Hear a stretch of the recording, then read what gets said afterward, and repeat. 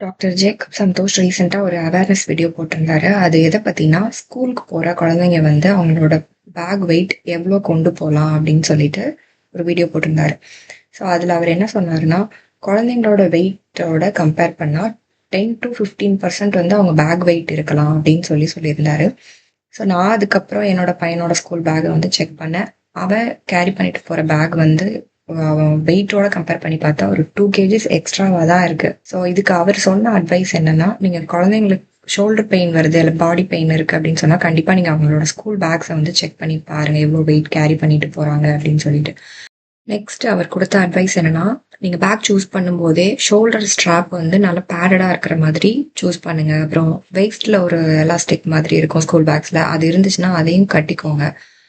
அதுக்கப்புறம் நீங்க தேவையில்லாத புக்ஸ் எல்லாம் வீட்ல வச்சுட்டு போங்க. ஸோ இந்த மாதிரி அட்வைஸ் எல்லாம் கொடுத்தாரு. இத பத்தி நீங்க என்ன நினைக்கிறீங்க? கமெண்ட்ல சொல்லுங்க.